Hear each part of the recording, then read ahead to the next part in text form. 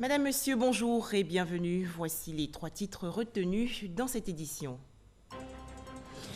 Le président de la République de Côte d'Ivoire, Alassane Ouattara, accorde une grâce présidentielle à 3000 détenus de droit commun. C'est ce qui ressort du Conseil des ministres tenu hier au palais présidentiel dans la commune du Plateau. Cette réunion a également présenté un bilan partiel du programme social et du plan d'action prioritaire 2019. Nous irons également à Bamako, la capitale malienne, où le vice-président de la République de Côte d'Ivoire a été reçu récemment par le président malien Ibrahim Boubacar Keïta. Daniel Kablan-Duncan a participé aux travaux du 2e Forum national sur la nutrition organisé par le gouvernement malien. Enfin, en Gambie, Yaya Jammeh encore sur la sellette. L'ex-président est accusé d'avoir fait tuer des migrants ghanéens. Pour commencer, le Conseil des ministres tenu hier au palais présidentiel est dirigé par le chef de l'État Alassane Ouattara. Cette réunion gouvernementale a dressé un bilan partiel du programme social et du plan d'action prioritaire 2019. À noter également cette décision prise, 3000 détenus de droit commun vont bénéficier dans les prochains jours de la grâce présidentielle. Les explications de Jérôme Kofi Aboula. On le sait, hebdomadaire. Et comme pour respecter la tradition, le Conseil des ministres s'est réuni ce mercredi au palais présidentiel sous la présidence du chef de l'État, le président Alassane Ouattara. Des mesures ou décisions, il y en a eu à gogo comme habituellement. La première mesure à retenir, pour en citer quelques-unes, est l'ordonnance portant code des marchés publics. Elle vise, selon le Conseil, à remédier aux insuffisances et écarts relevés lors des évaluations du système des marchés publics. Ce code résulte d'une concertation des acteurs du système des marchés publics, y compris les principaux partenaires techniques et financiers. Ainsi, cette ordonnance apporte des innovations majeures, notamment la suppression de la commission administrative de conciliation en tant qu'organe des marchés publics et introduit un nouvel acteur dénommé personne responsable des marchés publics, mandaté par l'autorité contractante pour la mise en œuvre des procédures de passation et d'exécution des marchés publics. En outre, ce code prévoit la mise en place d'une commission d'ouverture des prix et de jugement des offres auprès des institutions, ainsi que le principe de la passation des marchés par voie électronique. On note ensuite le plan d'action prioritaire de cette année, PAP 2019. Conformément au bilan établi par le gouvernement sur le premier semestre, la mise en œuvre totale ou partielle de ce plan court dans la proportion de 75%. Les actions et activités du gouvernement sur l'année 2019 ont été définies avec le double objectif. D'une part, de maintenir les investissements dans les infrastructures structurantes et les réformes en vue de la transformation structurelle de l'économie, et d'autre part, de renforcer les investissements sociaux pour l'amélioration significative des conditions de vie des populations, d'autre part. Au premier semestre 2019, les activités du PAP 2019 programmées ont connu une mise en œuvre totale ou partielle dans la proportion de 75%, avec 17% d'activités entièrement réalisées. Aussi, faut-il évoquer la décision du Conseil relative à l'organisation de la 4e édition de la Semaine nationale de la propreté. Comme chaque année, cette édition va se dérouler du 1er au 6 août 2019. Cette initiative vise à impliquer les populations dans la stratégie de lutte contre l'insalubrité et le rétablissement d'un cadre de vie sain et agréable dans nos villes. L'édition 2019, placée sous le patronage du Premier ministre, chef de gouvernement, a pour thème la propriété, c'est vivre bien avec les déchets. Il s'agira notamment d'informer l'ensemble des acteurs sur la possibilité de vivre autrement avec les déchets et de communiquer sur la place des déchets dans la création d'entreprises et d'emplois à travers l'économie circulaire. Cette 4e édition se déroulera dans 31 chefs-lieux de région et la cérémonie officielle de la SNP 2019 qui aura lieu dans la commune d'Abobo servira de cadre pour la sensibilisation et la mobilisation de tous. Les divers pour terminer. À ce chapitre, le Conseil a parlé de la fête des armées du 23 juillet au 1er août, de l'inauguration le 3 août de la route Adzopé-Yakassé à Tobroux et du 8e TAC, traité d'amitié et de coopération à Ouagadougou, du 29 au 31 juillet, en présence du président Alassane Ouattara. À présent, les activités du vice-président de la République de Côte d'Ivoire. Daniel Kablan-Duncan est à Bamako, au Mali, dans le cadre du 2e Forum national sur la nutrition, rencontre organisée par le gouvernement malien. Le vice-président ivoirien Daniel Kablan-Duncan a été reçu également par le chef de l'État malien, Ibrahim Boubacar Keïta. Les précisions dans ce reportage de Viviane Haïma. Invité d'honneur à ce 2e Forum national sur la nutrition organisé par le gouvernement malien, le vice-président Daniel Kablan-Duncan ainsi que tous les invités de haut niveau à ce forum ont été reçus par le chef de l'État malien Ibrahim Boubacar Keïta au palais présidentiel de Koulouba. Au nombre de ces invités, l'ancien président tanzanien Jakaya Kikwete, engagé dans la lutte contre la malnutrition sur le continent africain, et la coordinatrice mondiale du mouvement SUN, ou Scaling Up Nutrition, qui œuvre pour le renforcement de la nutrition dans le monde. 61 pays à ce jour sont engagés dans ce mouvement. Entretien suivi d'un déjeuner auquel ils ont été conviés par le chef de l'État malien.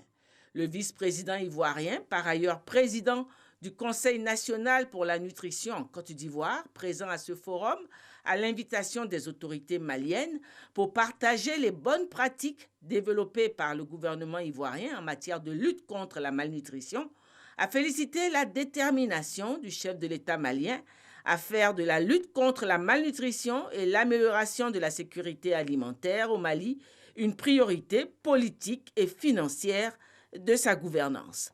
Une volonté très forte donc, du Mali de prendre ce dossier à bras le corps.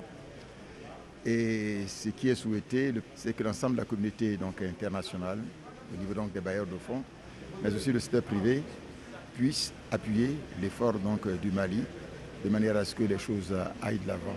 On a échangé d'ailleurs tout à l'heure avec lui le développement des cantines scolaires, de manière à ce que les enfants mangent bien.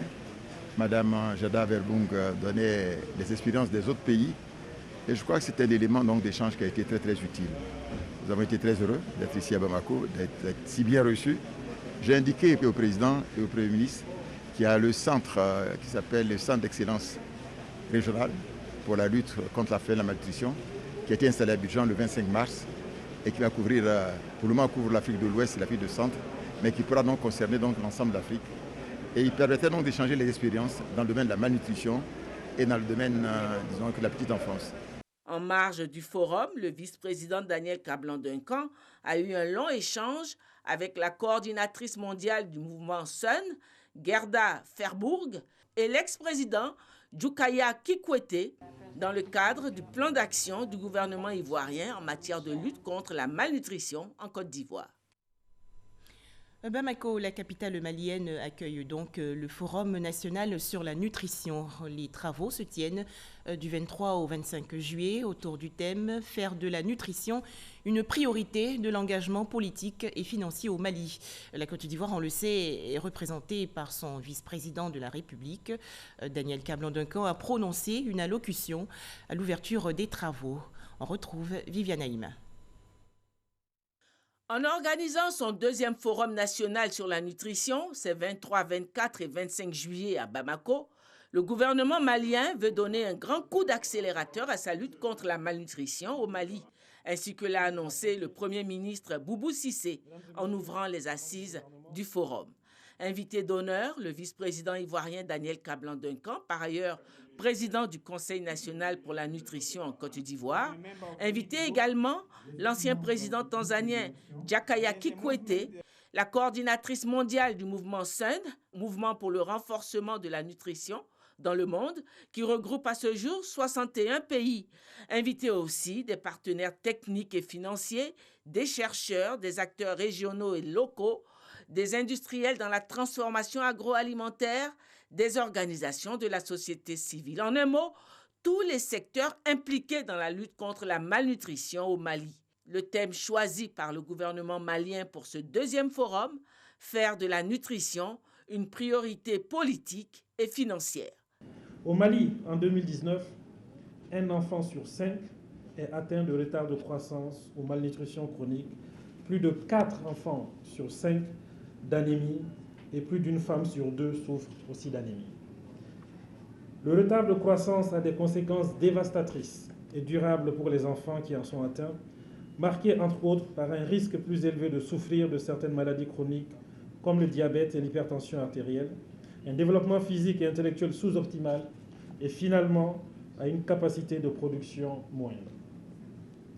Les résultats de l'étude sur le coût de la faim indiquent que la malnutrition coûte environ 265 milliards de francs CFA par an, soit 4,06% du produit intérieur brut de l'État malien.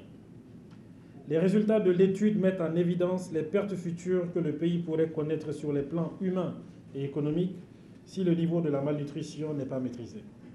La lutte contre la malnutrition et l'amélioration de la sécurité alimentaire sont désormais vues comme des accélérateurs de progrès et de développement et font partie des 17 ODD fixés par les Nations Unies pour l'horizon 2030. Plusieurs pays africains s'inscrivent dans cette démarche. L'engagement du gouvernement ivoirien et son plan d'action dans le cadre de la lutte contre la malnutrition en Côte d'Ivoire ont été cités en exemple au cours du forum par la coordinatrice mondiale du mouvement SUN.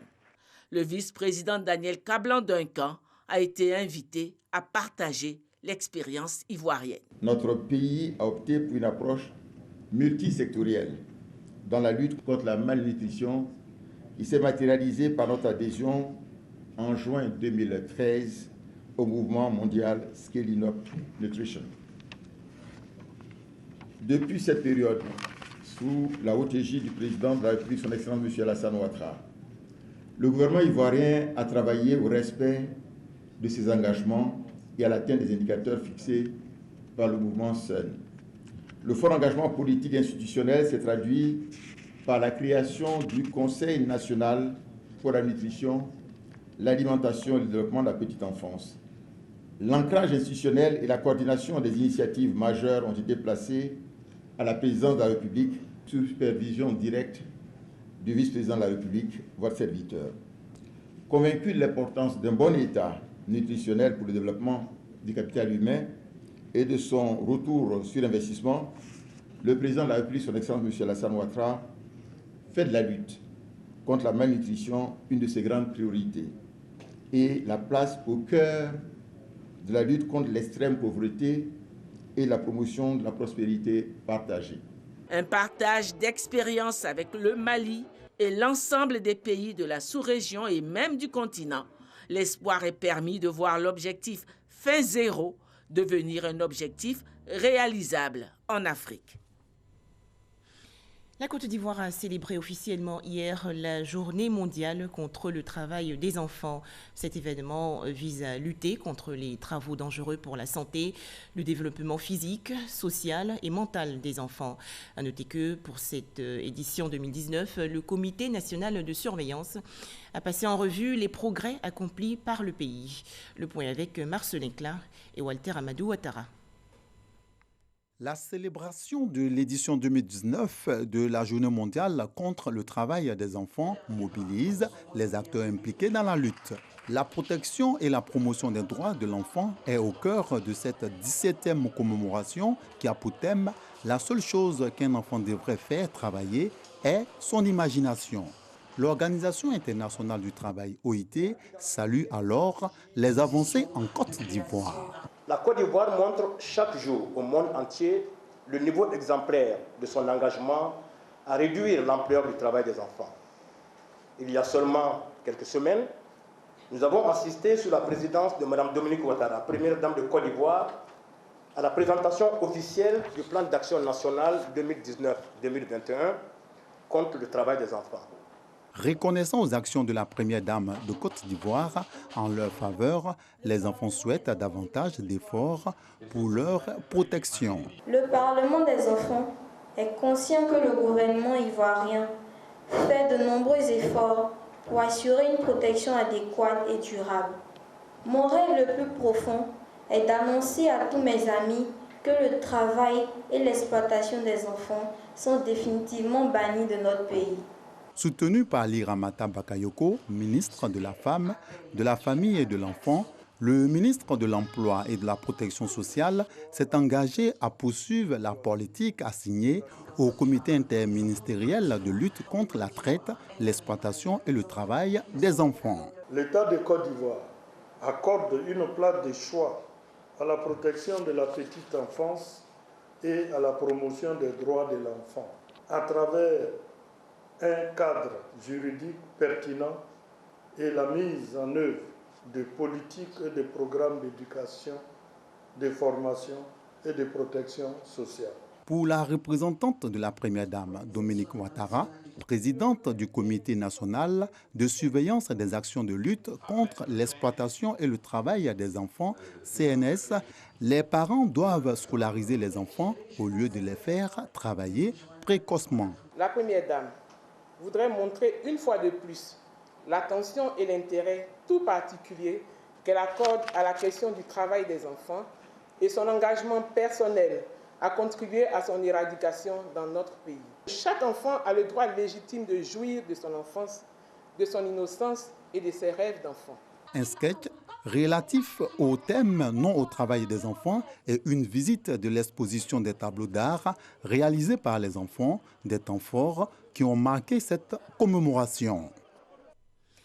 C'est aujourd'hui la journée africaine des mers et des océans. Cette célébration se situe dans le cadre de l'appel de l'Union africaine lancé en janvier 2014 en Éthiopie. Les chefs d'État africains avaient en effet adopté la stratégie africaine intégrée pour les mers et les océans à l'horizon 2050. Il s'agit de mettre un accent sur le développement de l'économie bleue.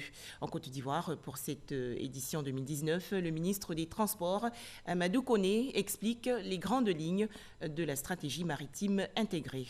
On en parle avec Jean-Luc Bangbo. La journée africaine de la mer et des océans est l'occasion, depuis son instauration en 2015, de rappeler que la mer est pour les pays côtiers un formidable accélérateur de développement à condition de la protéger. Cette initiative de l'Union africaine, encore appelée stratégie AIM 2050, va donc au-delà du symbole. Susciter une véritable prise de conscience des populations. C'est le sens de la déclaration faite par le ministre des Transports, Amadou Koné, à cette occasion. Le processus d'élaboration de la stratégie africaine intégrée pour les mers et les océans à l'horizon 2050 a non seulement tenu compte du potentiel considérable que possède le domaine maritime africain en matière de création de richesses, mais aussi du fait que les États membres de l'Union africaine ont en commun des opportunités et des défis maritimes et donc un grand rôle à jouer, tous autant qu'ils sont, dans la promotion de la volonté politique nécessaire à la mise en œuvre de la stratégie. Pour mener à bien cette vision, plusieurs actions sont envisagées. De l'établissement d'une zone maritime exclusive commune à l'Afrique, ZEMSA, la coopération et la coordination interinstitutions et transnationales sur la sûreté et la sécurité maritime, la mise en place de centres opérationnels maritimes régionaux ayant des capacités de réaction mutualisées, l'élaboration et la mise en œuvre d'une politique commune de la pêche pour la conservation, la gestion et l'exploitation des stocks de poissons. Autant d'actions dont la réalisation passe par la sensibilisation des administrations publiques et des organismes impliqués dans les activités en mer, afin que les défis et atouts liés aux océans et à la mer soient connus de tous et surtout de la jeunesse. La digitalisation des opérations financières, quelle opportunité dans l'espace UEMOA. Ce thème était au centre d'un débat organisé il y a quelques jours par l'Association des diplômés du Master en banque et finance. Il s'agit de favoriser l'inclusion financière dans les 8 pays membres de l'Union économique et monétaire ouest-africaine. On en parle avec Chris Diomandé et Abou Sanogo. Selon le rapport de Global Digital, en moyenne, une famille africaine sur 5 détient un compte courant dans une institution bancaire. En Côte d'Ivoire, seulement 19% de la population est bancarisée et 40% détiennent un compte monnaie électronique. pour accélérer l'inclusion financière en Côte d'Ivoire. L'Association des diplômés du Master en banque et finances, en abrégé ADMBF, initiatrice du déjeuner débat, souhaite une digitalisation financière au sein de l'Union économique et monétaire ouest-africaine. Pour l'Association des diplômés du Master en banque et finances, la digitalisation qui est une conséquence de la révolution numérique, touchant ainsi les secteurs d'activité, constitue la clé du développement économique. Pour nous, la digitalisation est une opportunité pour pouvoir accélérer l'inclusion financière en Afrique. Et il est important pour nous de comprendre un peu les ressorts de cette digitalisation, les enjeux, les opportunités, mais aussi analyser les nouveaux risques. Il s'agit de bien comprendre, cerner ces risques pour mieux les gérer. Cette nouvelle stratégie vient accompagner les dispositifs du système bancaire déjà installés. Le challenge aujourd'hui, c'est de pouvoir justement avoir accès à cette population. Et on connaît ces populations, ce sont des populations qui sont des populations rurales, qui sont constituées majoritairement de femmes et de jeunes, mais qui n'ont pas accès du tout au système financier. Et d'où justement l'effet de levier que la digitalisation peut apporter, je dirais, à l'ensemble du secteur financier pour pouvoir justement permettre de favoriser l'inclusion financière. Le représentant du secrétaire d'État, chargé du budget et du portefeuille de l'État, parrain de la cérémonie, n'a pas manqué de relever les efforts du gouvernement dans le secteur bancaire et aussi d'apprécier la digitalisation. La digitalisation est un processus qui permet de l'intégration même dans le monde, permet d'interagir avec d'autres entités. Si vous êtes en marge de cela, écoutez, vous passez à côté d'une banque d'informations extraordinaire. C'est un processus irréversible dans lequel tous les États, tous les organismes doivent, n'est-ce pas, s'engager. Créée depuis 2005, l'Association des diplômés du Master en banque et finances entend contribuer au développement de la Côte d'Ivoire à travers des conférences, des débats sur les thèmes économiques afin de donner l'opportunité à la population de bénéficier de l'inclusion financière, mais aussi de faire la promotion des banques et finances en Côte d'Ivoire. Le budget citoyen 2019 expliqué aux populations de Bouaké dans la région centre du pays. Comment les recettes sont-elles mobilisées? Comment cet argent est-il dépensé par l'État? Les membres du corps préfectoral, les représentants d'organisations de la société civile, les chefs de service et autres chefs traditionnels ont ainsi trouvé réponse à toutes ces interrogations. Kader Sogodego de RTI Bouaké. Centre culturel Jacques Kaka de Bouaké, les forces vives de la région de Bouaké font connaissance avec le budget citoyen 2019. La Direction générale du budget et des finances, pendant des heures, a présenté cette nouvelle vision de conception budgétaire qui prend en compte la participation des populations. Il y en a qui disent le budget c'est quoi? On ne nous donne rien dans le budget. Mais il fallait leur montrer que le budget, il n'y a pas un champ de l'État quelque part. L'État doit lever des fonds pour faire face à leurs préoccupations. Donc, comment ces moyens-là sont mobilisés? C'est ce qui est traduit dans le budget citoyen en des termes simples. On leur a dit, c'est les impôts, c'est la douane, c'est tout autre objet que vous payez même dans un supermarché. Il y a toujours une petite taxe là-dedans qui revient à l'État. Et quand l'État mobilise ses fonds, que ça ne suffit pas, on s'adresse à l'extérieur, à des banquiers, pour demander de compléter les moyens de l'État pour faire face des dépenses en général, les voiries, dans les écoles, et toute autre action qui pourrait être pour le bien-être des populations. Une rencontre profitable à tous. D'ailleurs, la société civile, les religieux, les populations dans leur ensemble repartent satisfaites. Je tiens à féliciter le gouvernement et la Direction générale du budget des finances pour la décentralisation de la communication. Le problème aujourd'hui en Côte d'Ivoire, c'est que les choses sont dites tellement académiques en haut que le citoyen lambda ne comprend pas.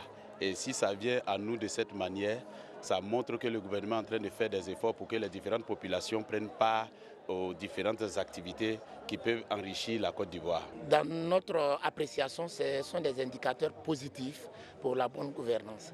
Et désormais, la société civile s'engagera à faire le suivi et à participer définitivement dans la définition des politiques budgétaires de la Côte d'Ivoire. Odiéné, Man, Bondoukou, Abengourou, Korogo et Bouaké sont les villes visitées pour cette première étape de sensibilisation. D'autres localités suivront. Dans l'actualité nationale également, cet atelier de formation initié hier dans le district d'Abidjan par l'Assemblée des régions et districts. Les travaux portent sur les problèmes rencontrés par les collectivités territoriales. Les participants ont ainsi été outillés sur l'utilisation efficace des données liées au trafic routier, à la carte sanitaire, à la météo et à la lutte contre la pauvreté. Le point avec Lanciné Bakayoko. Dans le cadre du pilotage de la décentralisation, ce sont 16 compétences qui ont été transférées par l'État central aux collectivités territoriales. Parmi ces compétences concédées, la construction d'infrastructures socio-économiques de base, l'inclusion financière et la cohésion sociale, notamment par la création d'emplois. En vue d'adresser efficacement les problématiques auxquelles elles sont confrontées, l'utilisation des données propres aux régions et districts, notamment économiques, géographiques et démographiques à bon escient, s'avère nécessaire. Il est important de signaler que cette approche s'impose à nous.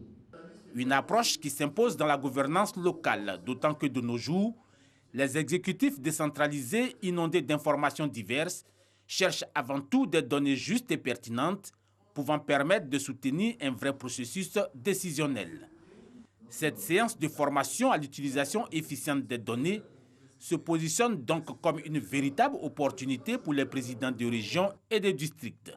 C'est un honneur pour moi d'être parmi vous aujourd'hui et de vous présenter les outils et certains cas pratiques que nous avons pu élaborer sur le terrain et voir dans quelle mesure nous puissions avoir une session collaborative avec vous, de sorte à pouvoir vous ramener donc des éléments de décision beaucoup plus facilement.